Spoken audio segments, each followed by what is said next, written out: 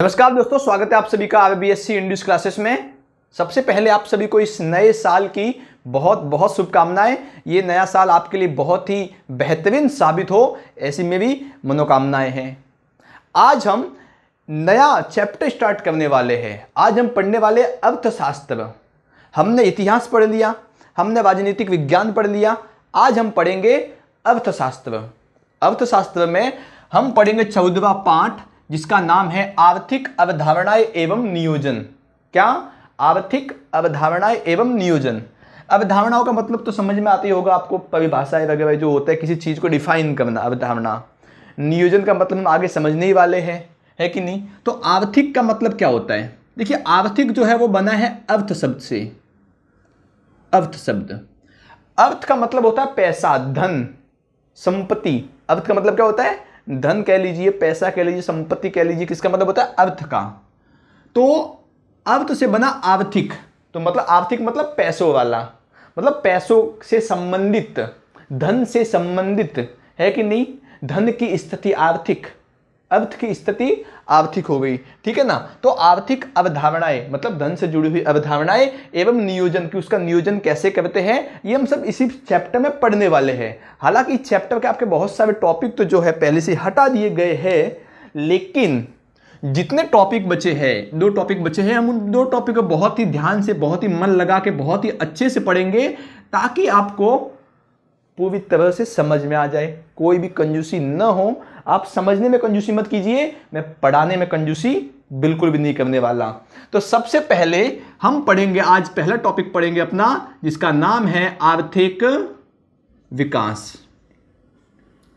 क्या? आर्थिक विकास। हम सबसे पहले अपना पहला टॉपिक क्या पढ़ेंगे? आर्थिक विकास पढ़ेंगे, ठीक है। आर्थिक विकास, देखिए, आर्थिक विकास को पढ़ने से पहले हमको पढ़ना होगा आर्थिक विविधि। आर्थिक विकास को पढ़ने से पहले हमको क्या पढ़ना होगा? आर्थिक विविधि पढ़ना होगा। क्योंकि जब तक हम आर्थिक विविधि नहीं पढ़ेंगे, विश्वास मानिए, हमको आर्थिक विकास जो है वो समझ में नहीं आने वाला। तो हमें आर्थिक विकास पढ़ने से पहले आर्थिक विविधि को पढ़ना ही पड़ेगा। आर्थिक विविधि क्या होती है? तो अब जो देश होता है, एक राज्य होता है, एक राष्ट्र होता है, देश, जैसे अपना भारत देश है, ठीक है ना। तो उस देश में निरंतर, कंटिन्यूअसली, निरंतर जो है उस देश की अर्थव्यवस्था में वृद्धि होती रहे, निरंतर उस देश के जो आय है उसमें वृद्धि होती रहे, वो क्या होता है? आर्थिक वृद्धि होता है। मतलब निरंतर, बिना किसी रुकावट के। ऐसा नहीं कि भाई एक साल नहीं हुआ, दूसरे साल हो गया, नहीं जी, लगातार, कंटिन्यूअसली जिस देश की आय में वृद्धि होगी, राष्ट्रीय आय में वृद्धि होगी, तो वो क्या कहलाएगी? आर्थिक वृद्धि कहलाएगी। वास्तविक आय में वृद्धि, किसमें? वास्तविक आय में वृद्धि। वास्तविक आय में जो वृद्धि होगी उसे क्या कहेंगे? आर्थिक वृद्धि कहेंगे। अब ये वास्तविक आय क्या होती है? देखिए, आय से मैं आपको सीधे से बता देता हूं, जीडीपी अपने देश में, जब अपने देश की जीडीपी बढ़ती है, जीडीपी मतलब ग्रॉस डोमेस्टिक प्रोडक्ट, सकल घरेलू उत्पाद, ये आपने सुना होगा, ठीक है ना। हर 3 महीने में अपने देश की जीडीपी के आंकड़े सामने आते हैं और काफी बहस भी होती है कि नहीं। तो जीडीपी, ग्रॉस डोमेस्टिक प्रोडक्ट, सकल घरेलू उत्पाद, जब ये बढ़ता है तो हम कहते हैं देश की आर्थिक वृद्धि हो रही है। जब पीसीआई, पर कैपिटा इनकम, प्रति व्यक्ति आय, पीसीआई मतलब पर कैपिटा इनकम, प्रति व्यक्ति आय, जब ये बढ़ती है तो भी हम कहते हैं देश की आर्थिक वृद्धि हो रही है। जीडीपी क्या होता है? बहुत कंफ्यूजन तो होगा कि जीडीपी सुना तो है लेकिन पता नहीं क्या होता है कि नहीं। तो जीडीपी क्या होता है? देखिए, जीडीपी में शामिल होता है उपभोग, कि अपने देश में कितना उपभोग हुआ, अपने देश में वस्तुएं कितनी निर्मित हुई, वस्तुओं का उपभोग कितना हुआ, अपने देश में कितनी सेवाएं निर्मित हुई। पूरे देश की बात हो रही है, यहाँ पे किसी एक व्यक्ति, एक घर या एक दुकान की बात नहीं हो रही, यहाँ पे पूरे देश की बात हो रही है कि एक देश में कितनी वस्तुओं का उत्पादन हुआ, उसका कितना उपभोग हुआ, कितनी सेवाओं का उपभोग हुआ। तो जो कंजम्पशन होता है, वो तो कितना उपभोग हुआ, कंजम्पशन। अपने देश में कितना इन्वेस्टमेंट आया, कितना निवेश आया, आई मतलब इन्वेस्टमेंट। तो एक साल के भीतर, एक साल के अंदर अंदर अपने देश में कितना निवेश आया, कितना इन्वेस्टमेंट आया, वो भी इसमें जीडीपी में गिना जाता है। इसके अलावा अब देखिए, पहला कंजम्पशन हो गया कि अपने देश में कितना वस्तुओं का क्या उपभोग हुआ। दूसरा क्या हो गया, आई मतलब इन्वेस्टमेंट की, एक साल के भीतर भीतर अपने देश में कितना बाहर के देशों से निवेश आया। मतलब जैसे कि मान लीजिए सैमसंग कंपनी है, सैमसंग ने नोएडा में, उत्तर प्रदेश नोएडा में आकर अपना बड़ा सा प्लांट लगाया है, तो सीधी सी बात है वो एक तरह से निवेश ही तो आया अपने देश में ना। तो कितना निवेश आया। इसके बाद में सरकार का कितना खर्चा हुआ, गवर्नमेंट का कितना खर्चा हुआ। भाई सरकार चलाने के लिए खर्चा लगता है ना, सरकार बहुत सारी सेवाएं देती है लोगों को, तो उसका खर्चा लगता है ना। तो गवर्नमेंट का कितना खर्चा हुआ सरकार का। इसके अलावा देश ने एक साल के भीतर कितना एक्सपोर्ट किया, एक्सपोर्ट, एक साल के भीतर देश ने कितना एक्सपोर्ट किया, मतलब दूसरे देशों को अपना सामान बेचा एक साल के भीतर, एक्सपोर्ट और इंपोर्ट। देश ने एक साल के भीतर कितना एक्सपोर्ट किया, कितना सामान को निर्यात किया, एक साल में कितने सामान को दूसरे देशों को बेचा, निर्यात किया। और माइनस कर दो तो एक साल के भीतर भीतर देश ने कितना सामान दूसरे देश से खरीदा, इंपोर्ट किया, तो उसका माइनस करके जो बचेगा वो भी इसमें जोड़ा जाता है। तो ये हो गया जीडीपी। मतलब जीडीपी में क्या क्या जोड़ा जाता है कि देश में कितना उपभोग किया, देश में कितना इन्वेस्टमेंट आया, निवेश आया, गवर्नमेंट का खर्चा कितना, ये भी इसमें जीडीपी में जोड़ा जाता है। और देश में एक साल के भीतर भीतर आयात और निर्यात कितना हुआ, ये भी इस जीडीपी में जोड़ा जाता है। अगर ये जीडीपी बढ़ती है तो क्या कहेंगे, देश की आर्थिक वृद्धि हो रही है। पर कैपिटा इनकम क्या होती है, तो प्रति व्यक्ति की आय, मतलब कि देश में जितना उपभोग होता है, देश में जितनी भी वस्तु और सेवाओं का उपभोग होता है, मतलब देश में जितनी भी वस्तु और सेवाएं बनती है, एक आप इस तरह से समझिए बड़ी सिंपल भाषा में कि एक साल में अपने भारत ने 1000 करोड़ रुपया कमाया। कितना, 1000 करोड़ रुपया कमाया। उसको अपने देश की जनसंख्या कितनी है उससे भाग दे दीजिए। भारत ने एक साल में कितना कमाया, 1000 करोड़ रुपया कमाया, उसको अपने देश की जनसंख्या कितनी है उससे भाग दे दीजिए, तो जो आंकड़ा आएगा वो होगा per capita income. Per capita income मतलब औसतन भारत देश में जितनी जनसंख्या है, उन जनसंख्या में हर एक व्यक्ति, चाहे बूढ़ा हो, बच्चा हो, स्त्री हो, पुरुष हो, हर व्यक्ति, भले वास्तविकता में वो कमाता हो कि ना कमाता हो, इससे कोई फर्क नहीं पड़ता, लेकिन जो व्यक्ति है देश की नजरों में वो कमाता है। कितना कमाता है, कोई मतलब प्रति व्यक्ति आय जब देश का निकालते हैं तो 700, 800, 900, 1000, 1500 कितनी भी निकल सकती है। वो तो देश की इनकम के हिसाब से कि देश ने कितना एक साल में कमाया, तो देश ने जितना कमाया उसको जनसंख्या से भाग दिया जाता है, तो वो क्या निकलती है, प्रति व्यक्ति आय निकलती है, पर कैपिटा इनकम निकलती है। अगर पर कैपिटा इनकम बढ़ी, पर कैपिटा इनकम क्या हुई, बढ़ी, तो क्या होगा, आर्थिक वृद्धि होगी। मतलब भाई जब पर कैपिटा इनकम निकालते हैं तो मुकेश अंबानी ने भी एक जैसा कमाया और जो नहीं कमाता उसका भी एक जैसा ही होगा। ऐसा नहीं होगा कि मुकेश अंबानी ज़्यादा कमाया तो उसकी पर कैपिटा इनकम ज़्यादा होगी, नहीं जी, वो देश का एक नागरिक है, वे क्या है, एक देश के नागरिक है। तो जब पर कैपिटा इनकम निकालते हैं तो सबकी जो वैल्यू है, जो सबकी जो इनकम है वो एक जैसी दिखाई जाती है कि सब पूरे देश में औसतन एक व्यक्ति इतना कमाता है, औसतन, हाँ है कि नहीं, मतलब वास्तविकता में कमाता हो कि ना कमाता हो इससे कोई फर्क नहीं पड़ता, देश की नजर में वो व्यक्ति कमाता है। ठीक है, तो जब देश में जीडीपी बढ़ती है, जीडीपी के आंकड़े बढ़ते हैं और जब पर कैपिटा इनकम बढ़ती है तो हम क्या कहते हैं कि देश में क्या हो रही है, आर्थिक वृद्धि हो रही है। आर्थिक वृद्धि जो है वो सिर्फ मात्रात्मक होती है, क्वांटिटेटिव होती है। कैसी होती है, क्वांटिटेटिव, सिर्फ इसमें मतलब कितनी मात्रा में बढ़ा, इसमें सिर्फ नंबर महत्वपूर्ण है कि भाई नंबर कितने बड़े हैं, देश की जीडीपी में का कितना परसेंट है, 10% है, 12%, कितनी देश की जीडीपी है, पर कैपिटा इनकम कितनी है, 2000, 3000, मतलब इसमें सिर्फ आंकड़े महत्वपूर्ण, मात्रा महत्वपूर्ण है, गुण कितने हैं वो महत्वपूर्ण नहीं है, अच्छाइयाँ कितनी है वो महत्वपूर्ण नहीं है, ये समाज कल्याण में कितनी भागीदारी निभाता है ये महत्वपूर्ण नहीं है। बस देश की पैसों की जो इनकम है वो बढ़नी चाहिए, देश की जीडीपी बढ़नी चाहिए, देश की पर कैपिटा इनकम बढ़नी चाहिए, ये है आर्थिक वृद्धि। हालांकि मैं आपको पढ़ा रहा था आर्थिक विकास, लेकिन आर्थिक विकास पढ़ाने से पहले हमको आर्थिक वृद्धि को अच्छे से समझना बड़ा आवश्यक है। जब तक हम इस आर्थिक वृद्धि को समझेंगे नहीं तब तक आर्थिक विकास समझ में बिल्कुल भी नहीं आएगा।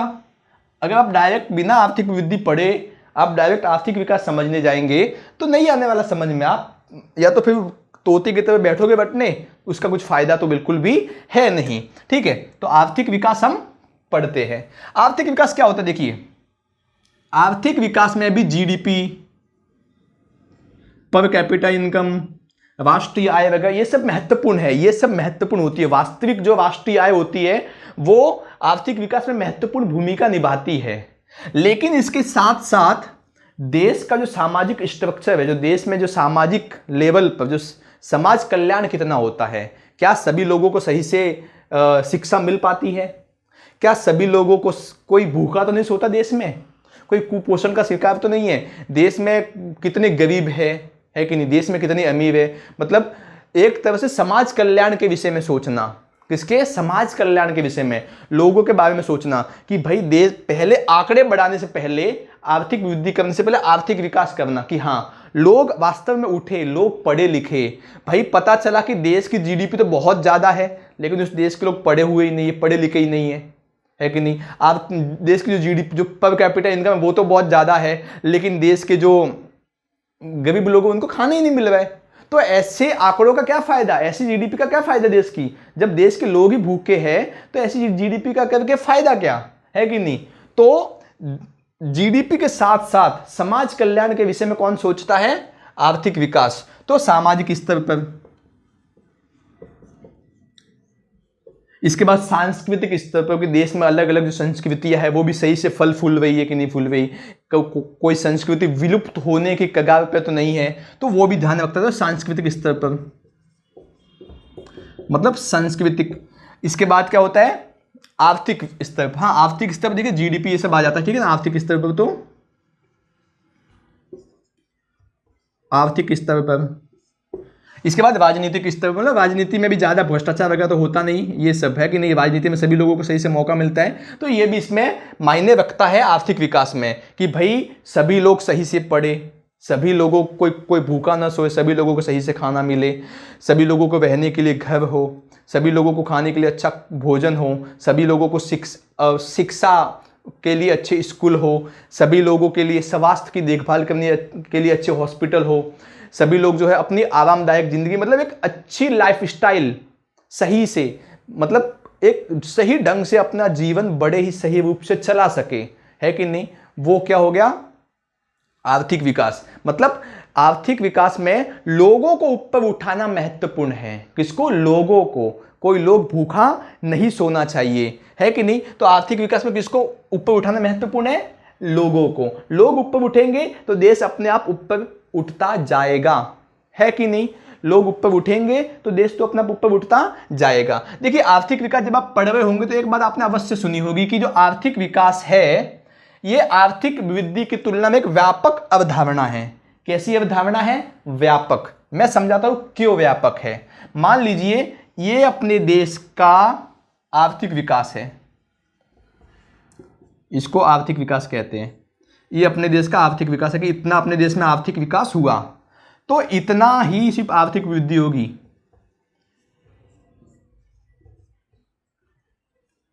ये जो है ये देखिए, जो ये दिख रहा है आपको ना,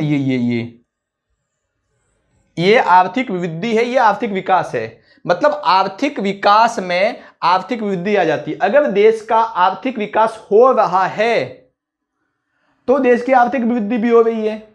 मतलब क्या, ध्यान से सुनिए, मैं बहुत महत्वपूर्ण बात बता रहा हूं कि अगर देश का आर्थिक विकास हो रहा है, देश का अगर आर्थिक विकास हो रहा है, देखिए देश का अगर आर्थिक विकास हो रहा है तो सीधी सी बात है आर्थिक वृद्धि भी होगी ही। देश का भाई आर्थिक विकास हुआ तो साथ में आर्थिक वृद्धि भी होगी। अभी सुनिए, जब तक देश की आर्थिक वृद्धि नहीं होगी, जब तक देश की आर्थिक वृद्धि नहीं होगी, आर्थिक विकास होना संभव ही नहीं है। क्या, देश की जब तक आर्थिक वृद्धि नहीं होगी, आर्थिक विकास होना संभव ही नहीं है।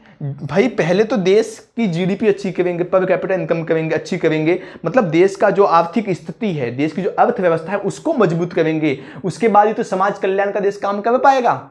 देश अच्छी, जब तक देश की जीडीपी अच्छी होगी तो अधिक से अधिक पैसा शिक्षा पे खर्च करेगा ना देश, पैसे ही नहीं देश के पास, देश क्या करेगा भाई, सरकार के पास पैसा ही नहीं है, तो सरकार लोगों को शिक्षा कैसे देगी, सरकार लोगों को खाना कैसे देगी, है कि नहीं। तो आर्थिक वृद्धि होगी तब जाके आर्थिक विकास होगा।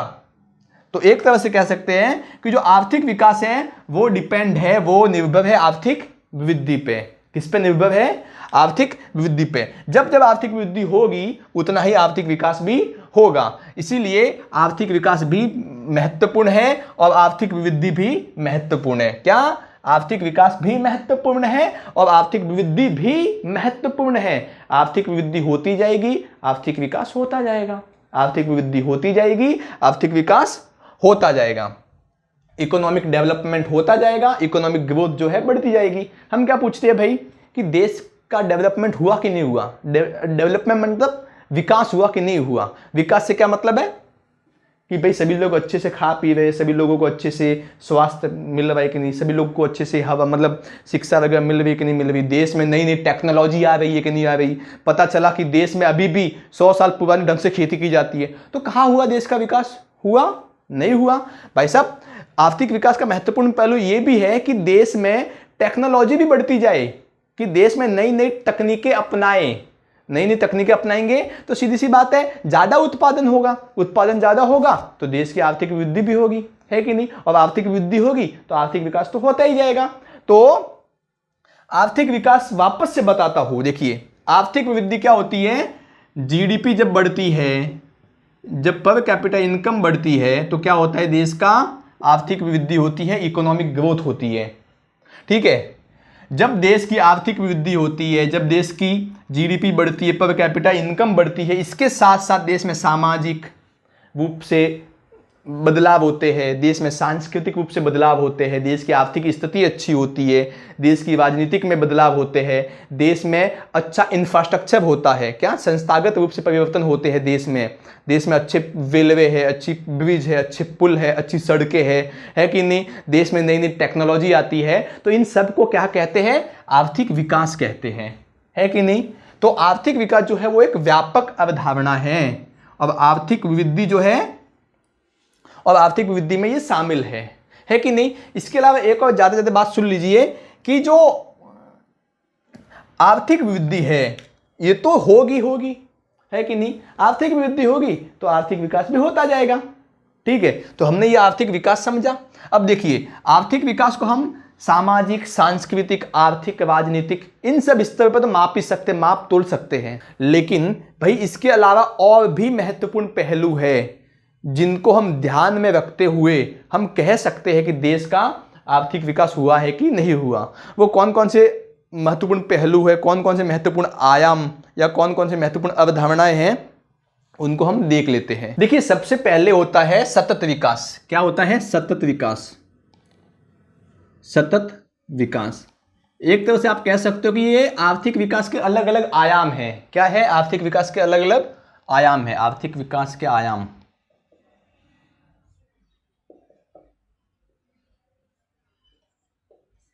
आर्थिक विकास के ये क्या है? अलग अलग आयाम है। इसमें सबसे पहला आयाम कौन सा है? सतत विकास का। आर्थिक विकास का आयाम कौन कौन से? सबसे पहला है सतत विकास। सतत विकास को हम क्या कहते हैं? पोषणीय,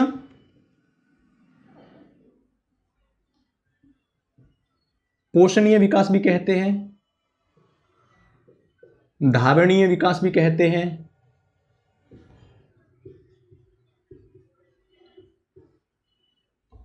देखिए ये कहते हैं कि सतत विकास क्या होता है कि नहीं। सतत विकास को सस्टेनेबल डेवलपमेंट कहते हैं। इंग्लिश में क्या कहते हैं? Sustainable development. सतत विकास क्या होता है? देखिए सिंपल सी बात समझिए कि हमको प्रकृति से प्राकृतिक संपदा मिली हुई है। क्या मिली हुई है? प्राकृतिक संपदा। चाहे वो कोयला हो, खनिज हो, डीजल हो, पेट्रोल, बहुत कुछ अपार भंडार मिला हुआ है प्रकृति से हमें, है कि नहीं। प्रकृति ने दिया कि नहीं दिया? अपार भंडार दिया है। तो प्राकृतिक संपदा का हम उपयोग क्या करते हैं? सीधी सी बात है, उपभोग। जो प्राकृतिक संपदा है उसकी सहायता से हम नया नया वस्तु बनाते हैं। उसका जो डीजल है उसके माध्यम से गाड़ियां चलती है, मतलब बहुत कुछ उसका उपयोग तो होता ही है कि नहीं। कोयला है तो कोयले से बिजली बनती है और भी बहुत सारे उपयोग तो होते ही होते हैं। तो एक तरह से हम प्राकृतिक संपदा का उपयोग करके क्या करते हैं? अपना विकास करते हैं। क्या करते हैं? विकास करते हैं। प्राकृतिक संपदा का उपयोग करके क्या करते हैं हम? विकास करते हैं।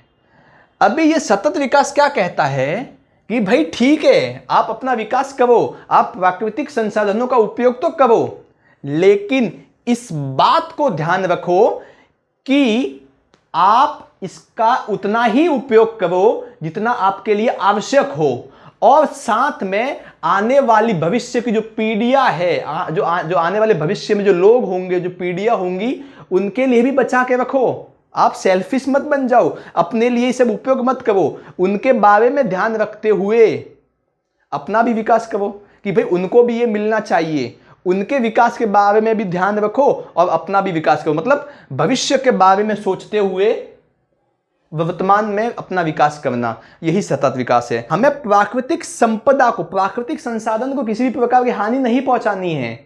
अगर हानि पहुंचाएंगे तो सीधी सी बात है, हमारी आने वाली भविष्य की जो पीढ़ियां होंगी उनको भी हानि पहुंचेगी। और जो प्राकृतिक संसाधन होते हैं, जो प्राकृतिक संपदा होती है, उनकी निरंतरता को बनाते हुए, मतलब जो कभी उनका अंत ही नहीं होना चाहिए। उनका अंत हो गया तो फिर क्या करेंगे? निरंतरता, मतलब थोड़ा थोड़ा उपयोग करेंगे, उसको निरंतर करते जाएंगे कि वापस से रिसाइकल करेंगे। मान लो हमने कोयले से बिजली बना ली, तो वो जो मतलब वापस से रिसाइकल होता है ना, कि पुनर्निर्माण करना या फिर पुनः उपयोग करना, है कि नहीं?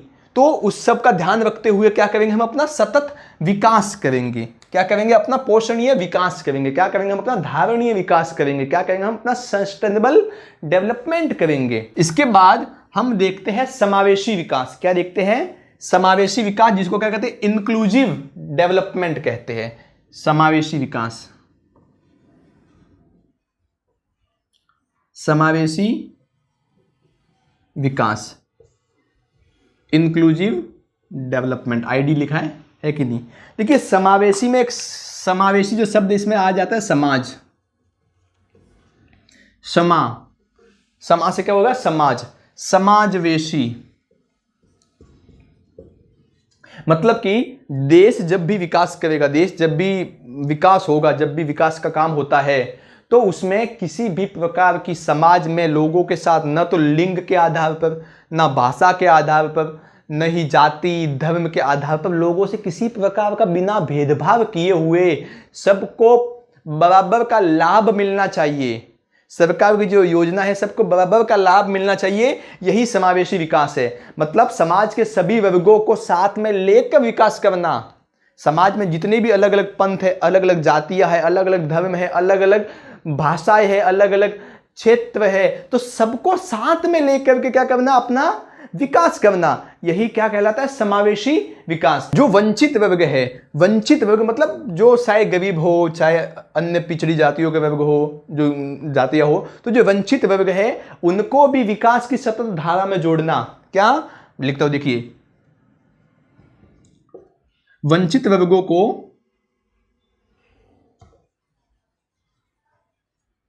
जो वंचित वर्ग है, वंचित वर्गों को विकास की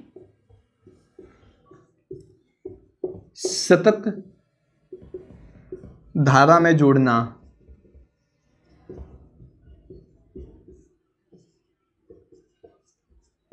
वंचित वर्गों को विकास की सतत धारा में जोड़ना ही क्या कहलाता है? समावेशी विकास कहलाता है। आप ऐसे भी लिख सकते हो इसकी परिभाषा, या लिख सकते हो कि किसी के साथ भी, समाज में किसी के साथ भी भेदभाव किए बिना सबको साथ में लेकर के विकास करना ही समावेशी विकास कहलाता है कि नहीं? आय की समानता के साथ साथ अवसर की समानता भी सबको मिलनी चाहिए कि भाई हाँ, लोगों को काम करने के लिए मौके मिल रहे हैं। भाई मान लो लोग तो बहुत सारे, विकास तो हुआ है, लेकिन किसी खास वर्ग को आगे बढ़ने का मौका ही नहीं मिल रहा है, तो विकास हुआ क्या? नहीं हुआ ना, है कि नहीं? तो सबको आगे बढ़ने के लिए मौका भी मिलना चाहिए, अवसर भी मिलना चाहिए। सबको समान आय और समान अवसर के जो मिलना होता है, वही समावेशी विकास कहलाता है। तो आप समावेशी विकास क्या होते हैं समझ चुके होंगे। इसके बाद हम देखते हैं मानव विकास। मानव विकास, ह्यूमन डेवलपमेंट, HD लिखता हूं, ह्यूमन डेवलपमेंट। ये मानव विकास क्या होता है? देखिए,